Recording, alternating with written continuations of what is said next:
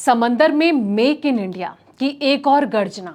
अब भारत की समुद्री सीमाओं पर पहरा देंगे स्वदेशी तकनीक से लैस 10 मेल ड्रोन्स। 2000 करोड़ के इस ऐतिहासिक प्रोजेक्ट ने दोस्तों भारतीय डिफेंस सेक्टर में हलचल तेज कर दी है। निजी और सरकारी सेक्टर के दिग्गज कंपनियां इस रेस में एक दूसरे को टक्कर दे रही हैं। आखिर क्यों ये ड्रोन्स भारतीय तटरक्षक बल के लिए गेम चेंजर बनने वाले हैं, जानिए हमारे इस खास रिपोर्ट में। नमस्कार, मैं हूं आपके साथ संध्या बिष्ट और आप देख रहे हैं द इकोनॉमिक टाइम्स हिंदी। भारतीय सीमाओं की सर्विलांस कैपेबिलिटी को आधुनिक बनाने की दिशा में मिनिस्ट्री ऑफ डिफेंस ने एक और बड़ा कदम उठा लिया है।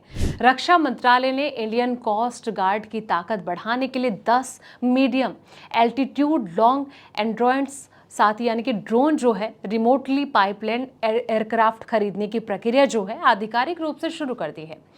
मेल का पूरा नाम है मीडियम एल्टीट्यूड लॉन्ग एंड्योरेंस।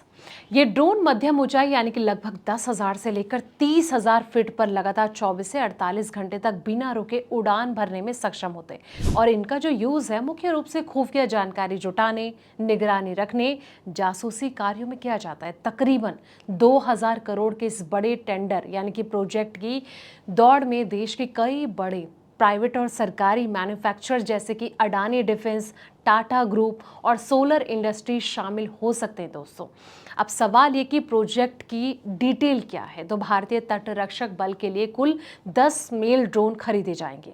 रक्षा मंत्रालय ने इसके लिए 15 जुलाई के आसपास जो है रिक्वेस्ट फॉर इंफॉर्मेशन यानी कि RFI जारी किया। वहीं संभावित बोलदाताओं को अपने प्रस्ताव और बोलियां जमा करने के लिए 7 अक्टूबर तक का समय दिया गया है। भारतीय तटरक्षक बल अब तक की निगरानी और बचाव कार्यों के लिए डॉनियर विमान और हेलीकॉप्टर पर निर्भर था और ये पहला मौका होगा जब ये बल इतने बड़े आकार के स्वदेशी ड्रोनों का उपयोग करेगा। ऐसे में अब सवाल यह आता है कि कहां और कैसे होगा इन ड्रोन्स का इस्तेमाल। तटरक्षक बल की एविएशन विंग और साथ ही अत्याधुनिक ड्रोनों का जो यूज है वो कई तरीके से करेगी। समुद्री सीमाओं की 24 घंटे निगरानी। ये जो ड्रोन है भारत के 200 समुद्री मील तक फैले एक्सक्लूसिव इकोनॉमी जोन और लगभग 1000 समुद्री मील तक फैले Indian search and rescue season पर लगातार नजर रखेंगे। पाकिस्तान सीमा और संवेदनशील इलाकों पर नजर रखी जाएगी। गुजरात सेक्टर में पाकिस्तान से सटे समुद्री सीमा की निगरानी, अंडमान निकोबार और लक्षद्वीप जैसे द्वीपों के आसपास जो है अवैध गतिविधियों को रोकने में ये ड्रोन अहम भूमिका निभा सकते हैं। सर्च एंड रेस्क्यू की अगर बात करें तो ये ऑपरेशन में भी काम होगा। समुद्र में फंसे जहाजों, मछुआरों और नाविकों की सुरक्षा व साथ ही खोज अभियान में मदद करना। बियॉन्ड लाइफ ऑफ राइट यानी कि BLOS कवरेज की अगर बात करें तो ये ड्रोन सैटेलाइट कम्युनिकेशन से लेस होंगे, जिससे कि ये ज़्यादा दूर तक और लगातार कई घंटों तक बिना रुके उड़ान भरकर रियल टाइम में डेटा भेज सकेंगे। तीनों सेनाओं के लिए 32,000 करोड़ का मेगा प्रोजेक्ट अलग। ये 10 ड्रोनों का टेंडर तटरक्षक बल के लिए है, जबकि रक्षा मंत्रालय भारतीय थल सेना, वायुसेना और नौसेना के लिए 87 मेल ड्रोन खरीदने के एक विशाल 32,000 करोड़ के प्रोजेक्ट पर पहले से काम कर रहा है।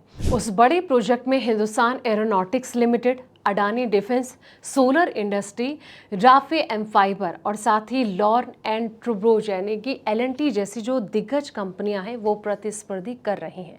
लेकिन जब भी अगर आप ऐसे स्टॉक में, शेयर में, कंपनी में दाव लगाने की सोचें तो एक बार अपने फाइनेंशियल एडवाइजर से सलाह मशवरा करें और उसके बाद ही आपको निवेश करना चाहिए। तो दोस्तों, ये रिपोर्ट आपको कैसी लगी है कमेंट बॉक्स में अपनी राय जरूर दें।